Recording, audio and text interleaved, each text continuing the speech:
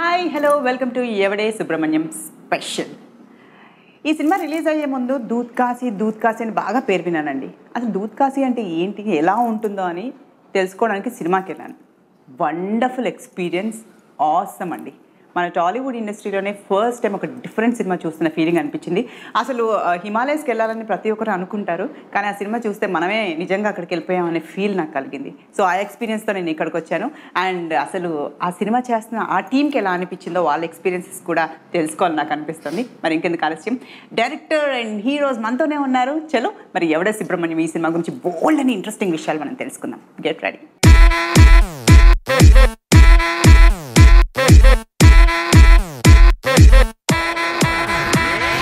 నాగారు అసలు సినిమా తీసింది మీరేనా?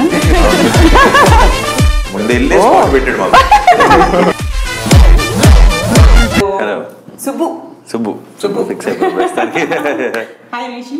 నమస్తే. ఇంకా మీకు మీ పేర్లు మర్చిపోవాలి, మీరు ఇక ఈ పేర్ల నుంచే కంటిన్యూ అయిపోవాలి, ఎందుకంటే అలా ఆ ఇమేజ్ పెట్టేస్తున్నారు. ఇంకా అండ్ ఫస్ట్ ఆఫ్ ఆల్ మీ ముగ్గురికి కంగ్రాచులేషన్స్. ఎవడే సుబ్రహ్మణ్యం చాలా చాలా beautiful movie. Thank you. So మీ దగ్గరకు వచ్చే ముందు నేను నాగర్ దగ్గరికి వెళ్ళిపోతాను. నాగర్ అసలు సినిమా తీసింది మీరేనా? అసలు మీరు చూస్తుంటే నాగారు ఇంత సైలెంట్గా కామ్గా, నేను అసలు ఫస్ట్ చూడగానే అనుకున్నాను ఈయన డైరెక్టర్, ఈయన సినిమా తీసింది అనేసి. సో ఈ థాట్ ఎలా వచ్చింది ఎవడే సుబ్రహ్మణ్యం, అసలు ఆ కాన్సెప్ట్ అనేది ఎలా వచ్చింది? ఎవడే సుబ్రహ్మణ్యం ఒక్క థాట్ లాగా రాలేదు, చాలా ఐడియాస్. ఒక ఐడియా, మన లైఫ్ ఇంత కాంపిటేటివ్గా కాన్స్టెంట్లీ ఎక్కడ సాటిస్ఫాక్షన్ లేకుండా వెళ్తుందని ఒక థాట్. జస్ట్ అంత మనం ఎంత గొప్ప సిటీలో ఏదో పెద్ద 20th ఫ్లోర్లో నిలబడి ఏదో అద్దాల మేడలో కింద చూసుకుంటే వేర్ సో గ్రేట్ అనుకునే ఒక థాట్. అలాంటి వాడు ఇప్పుడు మౌంటైన్స్కి వెళ్తే అప్పుడు నువ్వు నిజంగా ఎంత గ్రేటో నీకు తెలుస్తుందని ఒక థాట్. ట్రావెల్ అని ఒక థాట్, ఫ్రెండ్షిప్ అని ఒక థాట్, అన్ని థాట్స్. చాలా రోజులైంది అసలు ఫ్రెండ్షిప్కి సంబంధించి ఒక మంచి మూవీ రాలేదు. అందరూ ఒక ఆకలితో ఉన్న మనుషులా వెయిట్ చేస్తున్నారు ఒక మంచి ఫుడ్ కావాలి అనేసి. సో ఒక ఫ్రెండ్షిప్ అంటే ఇష్టపడే వాళ్ళందరి కోసం ఒక మంచి ట్రీట్ అని చెప్పొచ్చు అండి. ఇది very nice movie.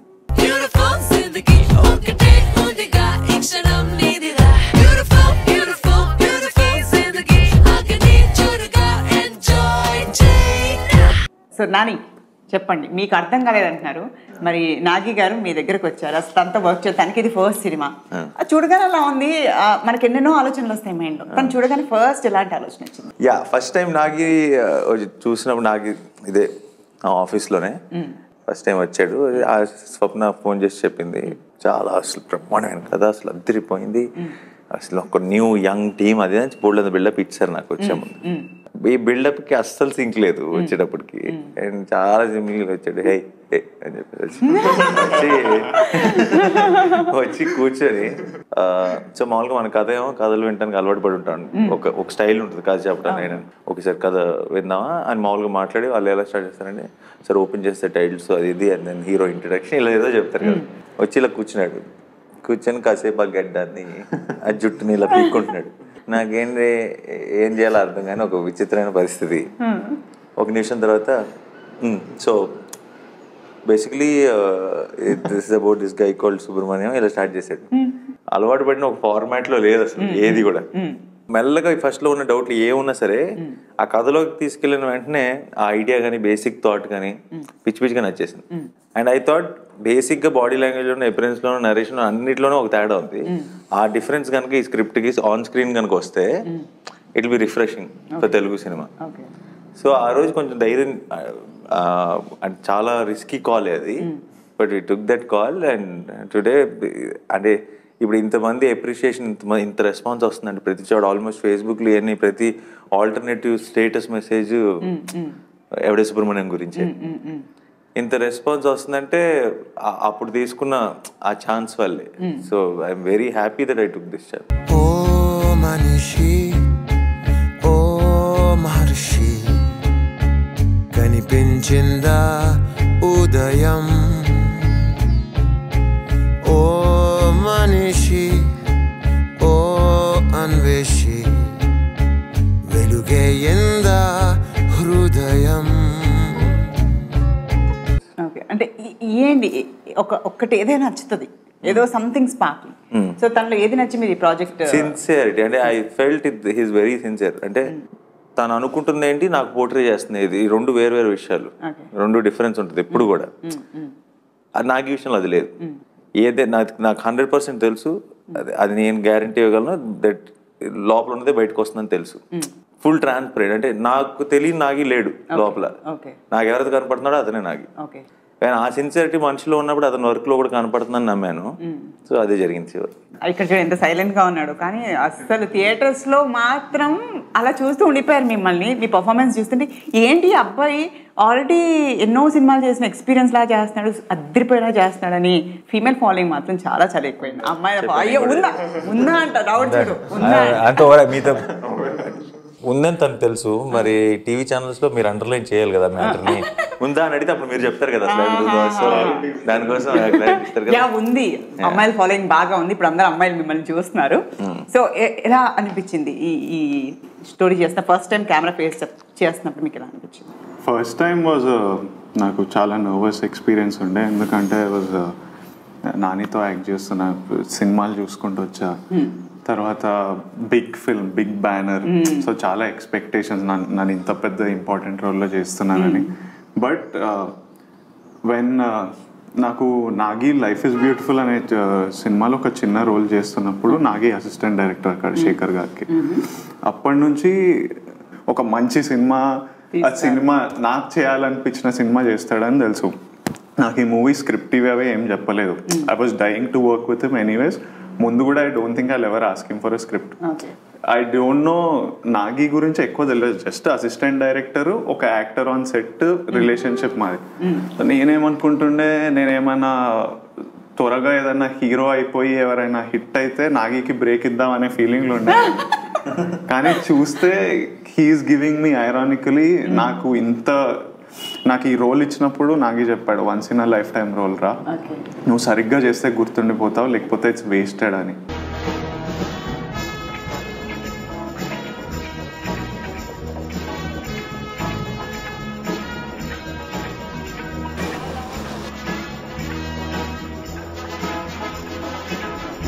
Stressed out about the trek? Stressed?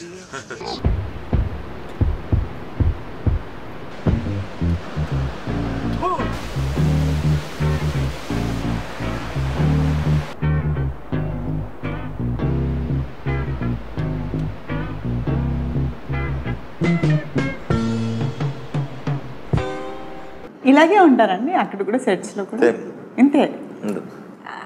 అర్థమయ్యారా అతను నాగి గారు అసలు ఏంటి అనేది? ఏం అర్థం చేస్తున్నారు నాన్నగారు? మీరు నాగి గారు అంటే ఏం అర్థం చేస్తున్నారు? నాకు చాలా అర్థమైందండి. 40 రోజులు టార్చర్ తర్వాత అంటే ఇంకా లెట్స్ సే ఇప్పుడు మేము టైటానిక్ పడవ మీద ఉన్నాం అనుకోండి, అండ్ అది మునిగిపోతుంది. ఇప్పుడు అందరు చుట్టూ ఉన్న వాళ్ళందరూ పరిగెడుతూ నాగి ఇప్పుడు ఏం చేయాలన్నాం అనుకోండి,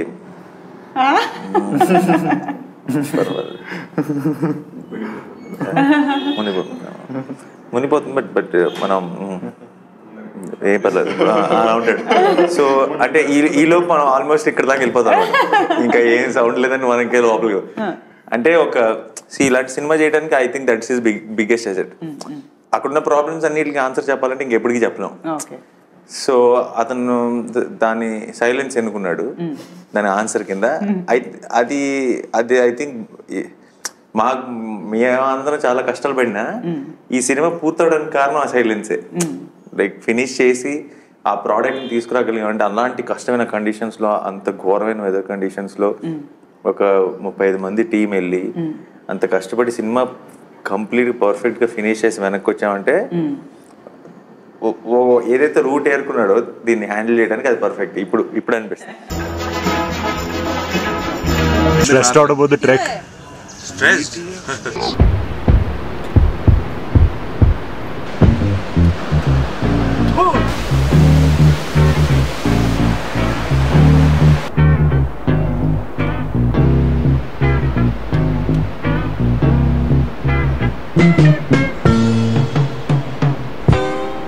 సో నాగి గారు ఈ సబ్జెక్ట్ అనుకున్నారు, అదొక ఫ్రెండ్షిప్ మూవీ, ఎందుకంటే చాలా సినిమాలు వచ్చాయి తెలుగులో, బట్ ఇలాంటి సబ్జెక్ట్ని ఎవరు టచ్ చేయలేదు, ఈ లైన్ని మాత్రం ఎవరు టచ్ చేయలేదు.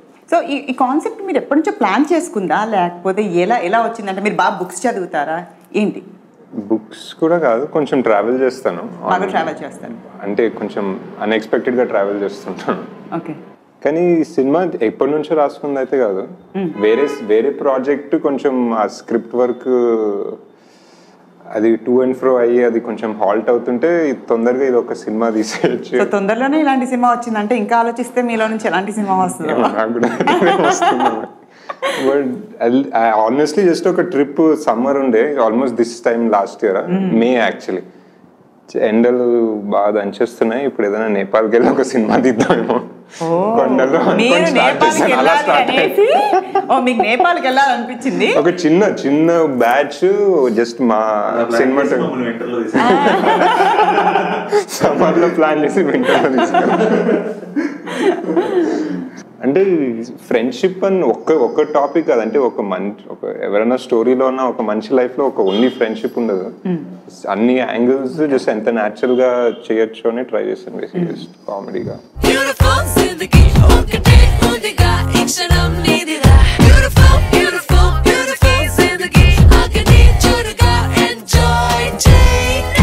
ఈ సినిమా ఎక్స్పీరియన్స్ ఎలా ఉంది? అదే అంటున్నానండి, అంటే మీకు సినిమా చూస్తేనే అర్థమైపోతుంది, అంటే యాజ్ టీజ్గా గ్లో వెళ్ళిపోతుంది ప్రతి ఫిల్మ్ మనకు ఒకదానికి అలవాటు. అన్ని రకాల రూల్స్ బ్రేక్ అయిపోయిన సినిమా ఇది. అంటే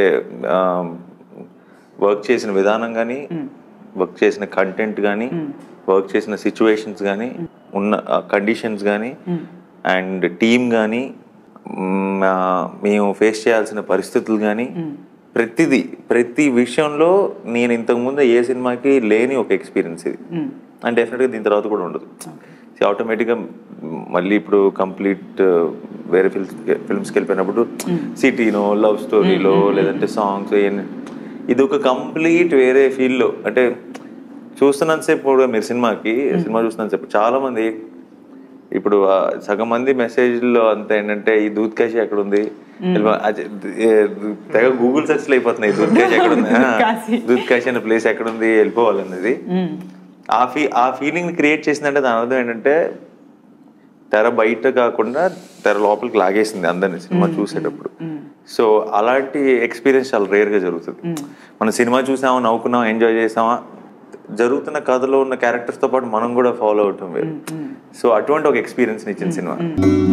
ఎవరో అన్నారని మారవే నాలో ఆశలు, ఎవరేమన్నారని పొంగెనే ఏవో ఊహలు.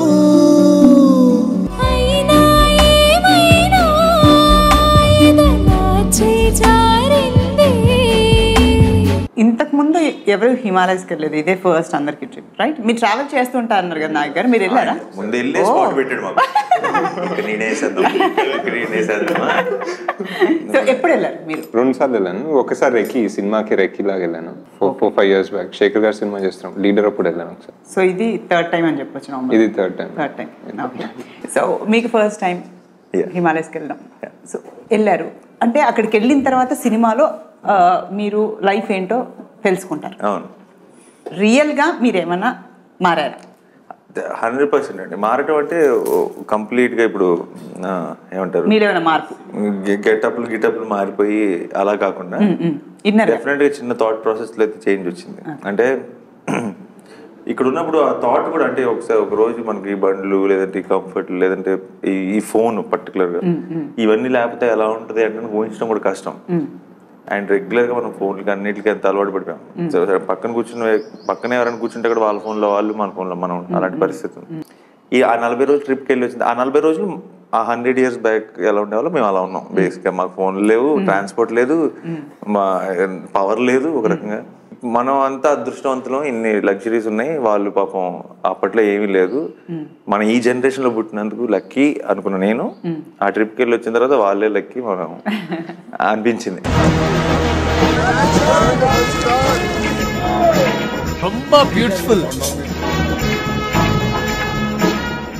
సో ఎలా ఉంది నానితో వర్క్ చేయడం? It was a blessing. He made it like that. He made the friendship happen. That's why you feel like Rishi and Subbu are such friends. He gave me నాకు ఆ స్పేస్ ఇచ్చి నాకు ఆ comfort ఇచ్చి what ever నాకు సీన్లో ఏది చేయాలనిపిస్తే he gave me the space to do it. దానికంటే ఎక్కువ ఐడియాలు ఇచ్చి ఇలా చేయొచ్చు అని. I think on screen Subbu and Rishi's friendship completely works. కానీ నిజం చెప్పాలంటే కొన్ని దగ్గర మిమ్మల్ని కూడా డామినేట్ చేసింది. 100%. ఇద్దరు ఫ్రెండ్షిప్ ఉన్నంత వరకు సినిమా ఫస్ట్ హాఫ్ అంతా కూడా you should hate Subbu, you should love Rishi, then the Subbu will work in second half. Nani కూడా చెప్పాను ఫస్ట్ సినిమాలో విలన్ లేదు, యాంటాగనిస్ట్ లేదు, నువ్వే విలన్ నువ్వే హీరో. సో ఇప్పుడు ఇంటర్వెల్కి వచ్చేటప్పటికి మీరు ఎంతగా అయితే రిషిని ప్రేమిస్తారో క్లైమాక్స్కి వచ్చేటప్పటికి అంతగా సుబ్బుని ప్రేమించాలి. మీరు రిషిని ప్రేమించకపోతే సుబ్బుని ప్రేమించే ఛాన్స్ లేదు. So that's all, everything is connected.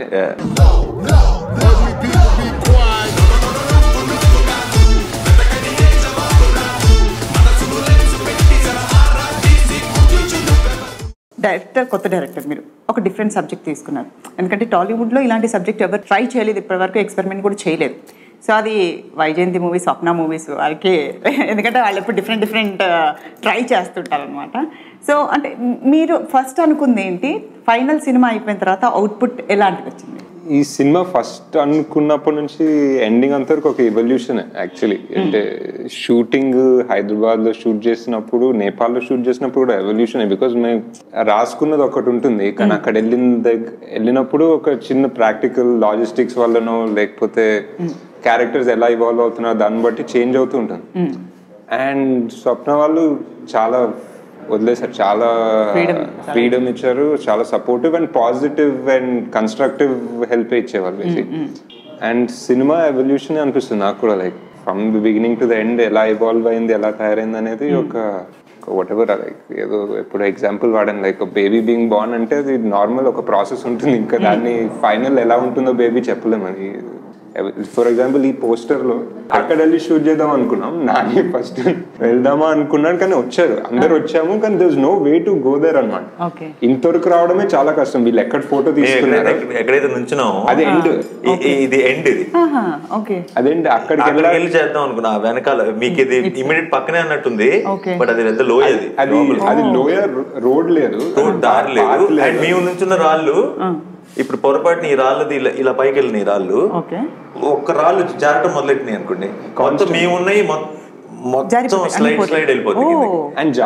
వచ్చే రాళ్ళని మీదకి ఎవ్రీ 5 minutes కి ఒకటి గ్లేషియర్ అంటారు, అది ఒక పార్ట్ ఆఫ్ ద కొండ ఊడిపోయి పడిపోతాం. అది పొరపాటు మేము ఉన్న చాటు జరిగింది అనుకోండి, అవ్వచ్చు ఈజీగా. సుబ్రహ్మణ్యం కానీ ఇంకా ఆయన కోరిక తీరలేదు, ఇక్కడ వరకు తీసుకెళ్దామనే ప్లాన్ ఉండేదంట. అవును.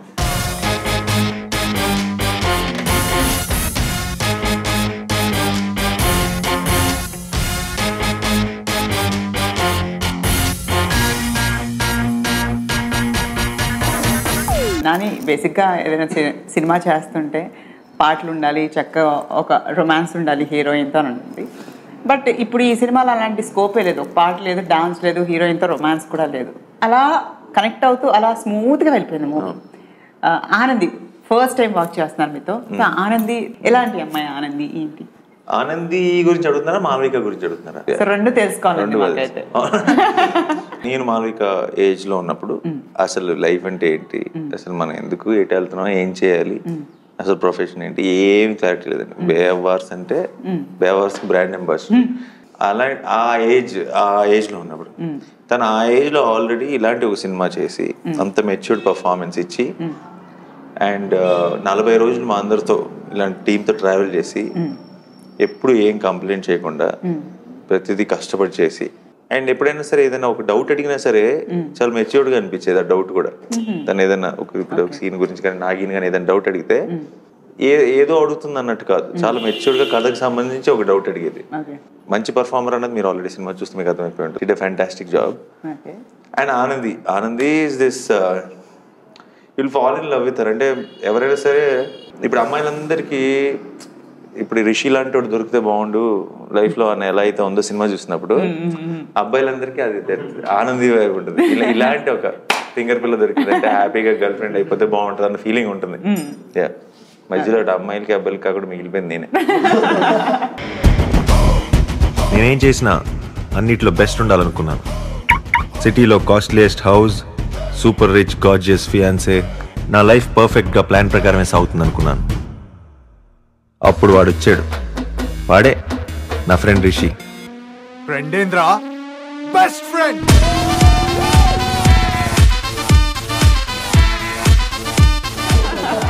సో నాగి గారు, ఆనందియే ఎందుకు అనుకున్నారు ఈ క్యారెక్టర్? ఎలా అనుకున్నారు? అంటే మాల్వికని ఫస్ట్ కలిసినప్పుడు కొంచెం డౌట్ ఉండే. అంటే చాలా సైలెంట్గా ఉంటుంది, మెచ్యూర్. అంటే ఆనంది నీడ్స్ టు బి కొంచెం ఒక చాలా అన్ప్రెడిక్టబుల్ ఉండాలి. అంటే ఇలా పాయింట్ చేసి అలా వెళ్ళిపోయే క్యారెక్టర్ అనమాట. సో కొంచెం అండ్ కెమెరా ఆన్ చేసిన తర్వాత ఫుల్ ట్రాన్స్ఫార్మ్ అనమాట. ఆమెను ఇలా చూస్తున్నాము, మళ్ళీ కెమెరాలో ఇలా వ్యూ ఫైండర్లో చూస్తే ఫుల్ అంటే ఒక చిన్న లైట్ అప్ అవుతుంది స్క్రీన్ ఆమె వల్ల. సినిమాలో కూడా అంత ఫస్ట్ రిషి సుబ్బు అంతా అవుతారు. ఆమె వచ్చిన వెంటనే ఒక చిన్న స్పార్క్ వస్తుంది సినిమాలో కూడా, ఒక చిన్న గ్లో వస్తుంది. ఎక్స్ట్రా గ్లో అంటే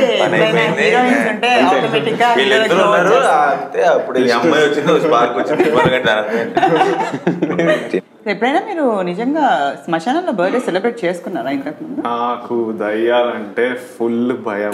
నాకు నిద్ర కూడా, హారర్ సినిమా చూసినా అంటే 1 month నిద్ర పడలేదు. యాక్చువల్లీ సుబ్బు లైఫ్ లో కొంచెం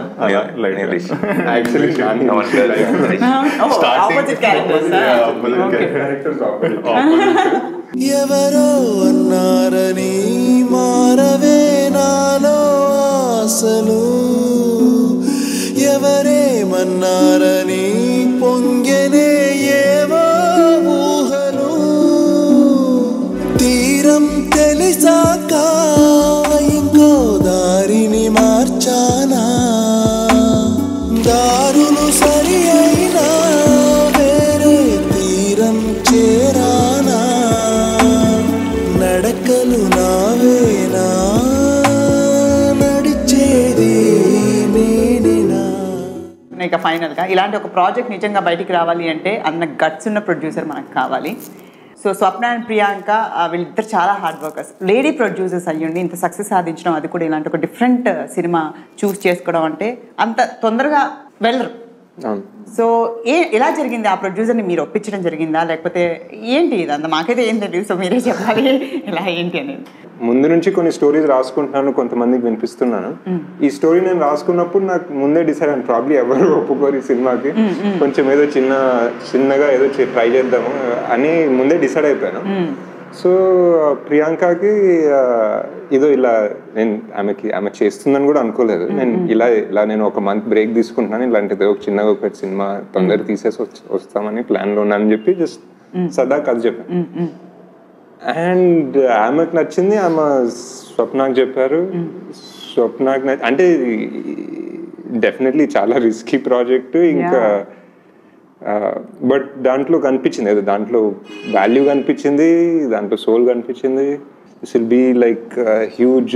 దిస్ అంటే ఏదో కొత్తని కదా ఎంకరేజ్ చేస్తున్నారు అనుకున్నాను. లేదు, తను ఎప్పుడు అలాగే ఎంకరేజ్ చేస్తుంటారు. ఎస్, బాగా చేయాలి, ఒక ప్యాషన్ ఉంటుంది, వాళ్ళు సక్సెస్ అవ్వాలి, చాలా బాగా చేయాలి, డిఫరెంట్ గా చేయాలి అనేసి. అయినా ఈ వయసులో మీకు ఈ పొలాలు, బిజినెస్లు, టెన్షన్లు అవసరం? పిల్లలు ఆల్రెడీ సెటిల్ అయిపోయారు, కంపెనీ అమ్మేస్తే కావాల్సినంత డబ్బు. హాయిగా పొద్దున్నే లేచి మడత మంచం మీద కూర్చొని పేపర్ చదువుకుంటూ, సాయంత్రం మనవాళ్ళు మనవరాలతో ఆడుకుంటూ, రాత్రిపూట అరుగు మీద కూర్చొని ఫ్రెండ్స్తో ముచ్చట్లు చెప్పుకుని గడిపేచ్చు కదా సార్. నీకు కావాల్సినంత డబ్బు వస్తే ఈ జాబ్ చేస్తావా? నాకు కావాల్సినంత డబ్బు ఉంటే అసలు జాబ్ ఎందుకు చేస్తాను సార్? నేను చేస్తాను. మొత్తానికి ఫస్ట్ సినిమా మంచి ప్రొడ్యూసర్స్ తో వర్క్ చేశారు, అది కూడా లేడీ ప్రొడ్యూసర్స్. మంచి లేడీస్ కి జనరల్ గా మంచి టేస్ట్ ఉంటుంది. చాలా బాగా చేశారు ఫస్ట్ నుంచి. అంటే లైక్ ఇలాంటిది మరి మామూలు సినిమా చేయడమే కష్టం ఈ రోజుల్లో అన్న సిచ్యువేషన్ లో ఇలాంటి సినిమాని పుల్ ఆఫ్ చేయడం మామూలు విషయం కాదు. 40 రోజులు మాతో పాటు ఉంటే ఇంకా బాగా తెలిసేదాన్ని, బట్ అది తప్పించుకున్నారు. బట్ సూపర్బ్ చేశారు. ద వే హోల్, అంటే మేమంతా సినిమా తీయటం ఒక లెక్క, ఆ సినిమాని కరెక్ట్ గా తీసుకెళ్లి ప్రేక్షకుల చేతిలో పెట్టడం ఒక లెక్క. సో అన్ని చోట్ల సక్సీడ్ అయ్యారు. ఓ మనిషి, ఓ మహర్షి, కనిపించిందా ఉదయం? ఓ మనిషి, ఓ అన్వేషి,